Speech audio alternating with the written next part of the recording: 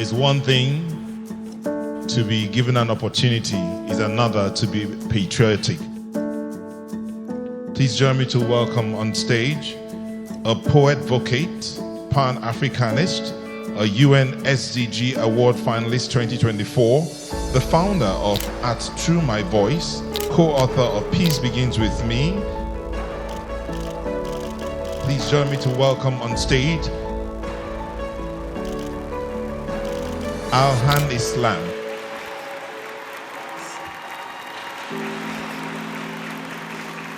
We are all gathered here today to celebrate a milestone that is key to building the future of Nigeria.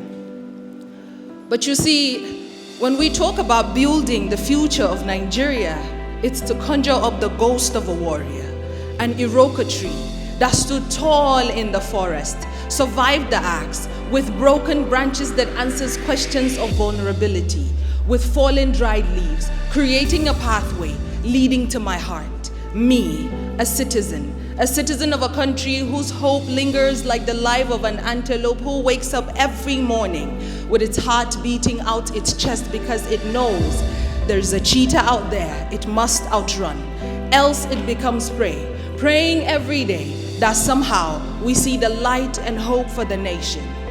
To speak about building the future of Nigeria is to recall handshakes between the Princess Alexandra and Sir Tafawa Balewa in 1960 that held promises of generations, aspirations of what it is for a dream to come true, an answered prayer.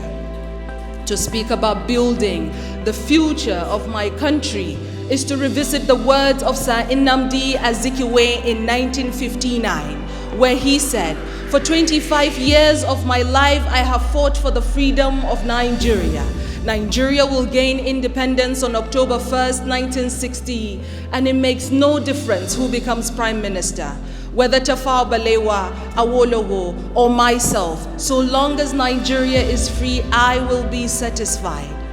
To speak about building the future of Nigeria is to acknowledge the youths, a citizen. So when a citizen says, "I love my country, but because," words signifying doubt yet serving as a seal to conviction like, "But I forgive my kinsmen, and for my country I will represent," like, "You broke my heart, but I still love you," with all the pieces that looks exactly like that on the map of my country that connects us, yet most mistake it for scars, causing upheaval by digging up stories of injuries like, "But I wish to be taken back to the times when the 521 ethnic groups, the over 600 distinct languages represented love and diversity, when animosity had no room, so we collectively put it out of the house." To speak about building the future of my country is to recall times of the pyramids that was made up of the promise that earth did keep to us and ours flourished with life, that skyrocketed our economy, the groundnut pyramids. When the pyramids in Egypt stood no chance, had nothing to show but the weight of the dead on a living land. Our ancestors are gone, but we are not. Their time is over, but ours is now.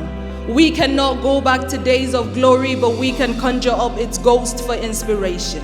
See, we can resent this government. We can resent this administration and the one to come. But if we do not engage in the process, hold ourselves accountable, Nigeria will never be great again.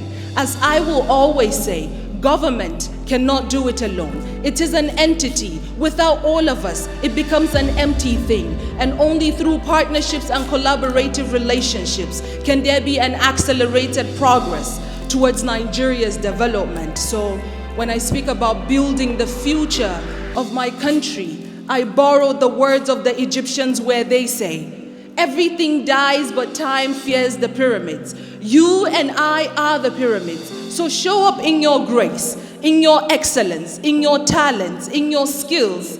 Show up because it is time to build the future of our country, Nigeria. Thank you very much.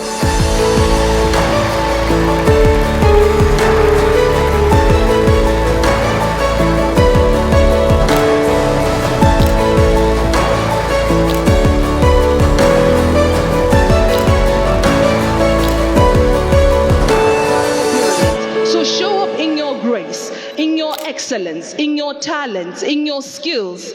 Show up, because it is time to build the future of our country, Nigeria. Thank you very much.